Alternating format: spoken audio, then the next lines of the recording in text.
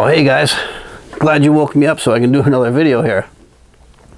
Behind me I got the Lee Loadmaster, so we're gonna hop in and check this thing out.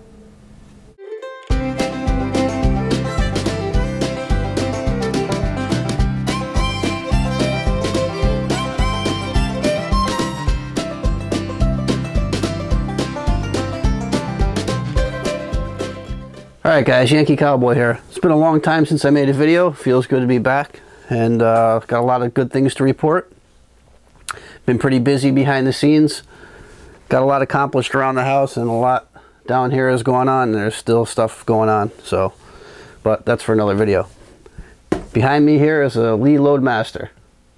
Without going too crazy and taking up a lot of time, I was going to get an RCBS Pro 2000.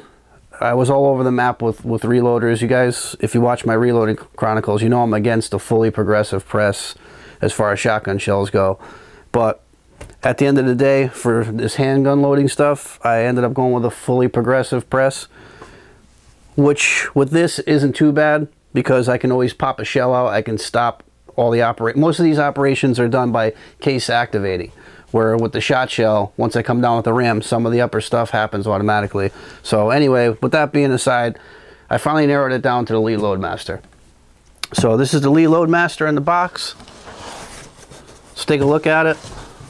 Awfully light, doesn't weigh anything. That's because this is an empty box. That was just up there for prop, guys. The Lee Loadmaster is on the bench, not mounted, but I'm going to show it to you.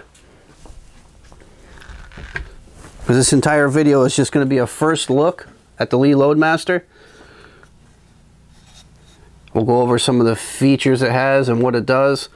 But this is just going to be a quick overview, more of an update video than anything. But this is the Lee Loadmaster. It's fully progressive. But I do want to show you guys what it does look like fully assembled before I actually do my fully assembly video. Let's go here to the paperwork. This is what it'll look like. It's got a 4-tube for the shells. You rotate that once one empties. There's a collator on top. You pour your shells in, you just shake it. They all end up going down butt first. There's the powder drop. And now there's also, which I have on the way because Cabela's didn't have it in stock, there's also another 4-tube setup to feed the bullets in. So I'm going to have that too as well. But for the initial setup, when I do a video on this for a reloading chronicle, you'll probably just see it just as you see it here, set up with the 4-tube to feed the cases, and I'll have to manually put a bullet in. But other than that, every pull of the handle, the turret turns. It's a fully progressive press. And over here, I've got well over 1,000 shells. I've already got like 200-300 of them cleaned. These are once fired brass I ordered. Got these for like 30 bucks off of Amazon. 40 caliber Smith & Wesson. I just picked up 1,000 bullets from Cabela's. I got 165 grain hollow points, and I got a box of 180 grain flat point. So I'm gonna have plenty of bullets, guys. There's gonna be plenty of reloading chronicles coming now between the shotgun and handgun loads. Excuse me. Was also able to pick up some powder finally. My local gun shop had some Unique and Bullseye in stock, so I immediately jumped on those. Got plenty of primers. But let's get back to the Lee Loadmaster. I'm really impressed with this press and its operation and what it can do.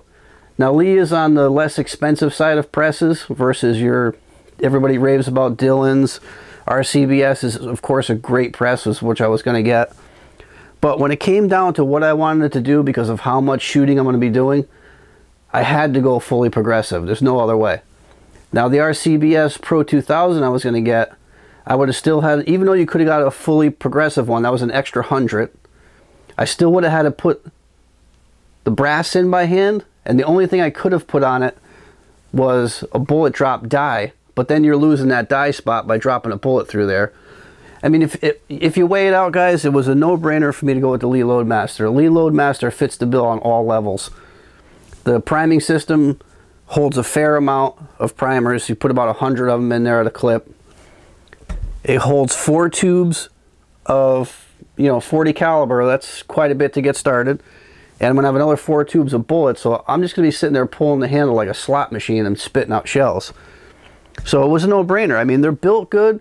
they're a little finicky. That is true. There's things you have to file. I mean, certain things on here you're gonna have to polish up to fit and finish on it because it's a less expensive press. But if you're a little bit mechanical and you work out a couple of the quirks of these Lee presses, I've heard no complaints. They're reliable once you get them running right. And like anything else, we'll do maintenance videos and we'll do some update videos on what's going on with the presses and how they're operating. Just by me playing around with it, I've seen a few things that need to be taken care of and some of the things that need to be greased and addressed. But I mean, dollar to donuts, I got this press, I got the bullet feeder, which is separate, and I got 2 sets of dies. I also got another decapping die. Even with all that, I'm still $250 less than the RCBS would have cost me. And this thing will be fully outfitted, fully ready to rock and roll, spit out shells like nothing. So once I get this mounted up, guys, it's going to be over there. That's going to be dedicated for reloading down that end of the bench. And I'll still have this end of the bench to do, you know, if we do any kind of servicing on rifles or shotguns or do any of those kind of videos, I'll still have the room there. So that's going to be set up. So the next video you'll see on this Lee Loadmaster, it'll be set up and we'll actually be reloading. I'm actually probably going to do my next reloading chronicles with this press running. I just want to get it set up and work all the kinks and bugs out of it, and then I'll explain to you guys. So please stay tuned for a second video, because once this is up and running, I'll really go in depth. But this is more of just a first look at the Lee Loadmaster, which you're not getting a really good look from there. So let me show you guys what it looks like. There's your fully progressive turret. This side is where the shell feeder and the tubes go over here.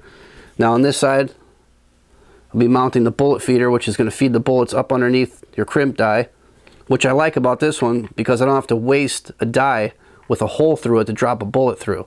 This one, the fingers go underneath it, and I can still use a crimp die, and I could use a factory crimp die in the 5th hole. It's a 5-hole turret.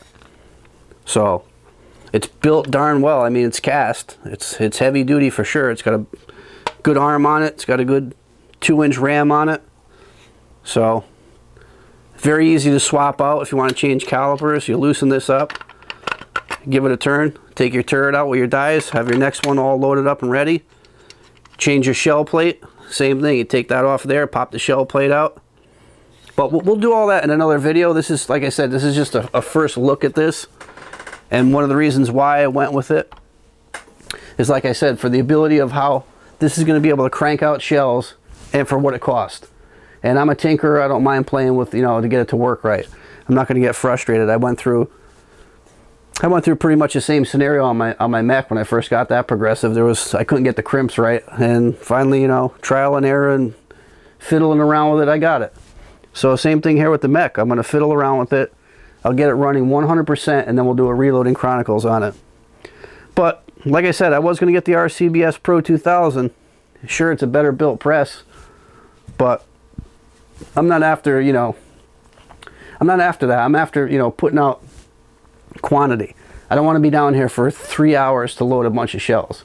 If I come down here for an hour, I want to have a drink, relax, cut the radio on, do some reloading. I want to be able to pump out enough shells where I go to the range and I could, you know, run 200 rounds. So this thing will put out 200 rounds, I'm sure, at no time, but we'll find out. So this is just a first look, guys. Again, you know, sorry I was away for a couple of weeks. You know, things are busy between work and here. Getting this whole reloading thing all set up now and getting things cleaned up around here, a little spring cleaning. So things should be good. I got some good stuff coming up, as I always say, and you guys never see, but eventually we'll get there. But stay tuned for the next video on this for sure. But like I said, this is just a first look, a quick look. It's not going to be a great video on it, but just wanted to show you guys what I've been up to and what's going on. My birthday's this Sunday, so this was a birthday present from my wife. So I thought that was pretty cool.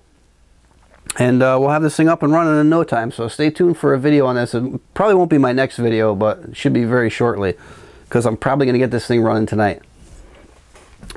So with that being said, guys, any questions or comments on the Lee Loadmaster first look with the Yankee Cowboy, leave them down below. As always, thanks for watching, guys.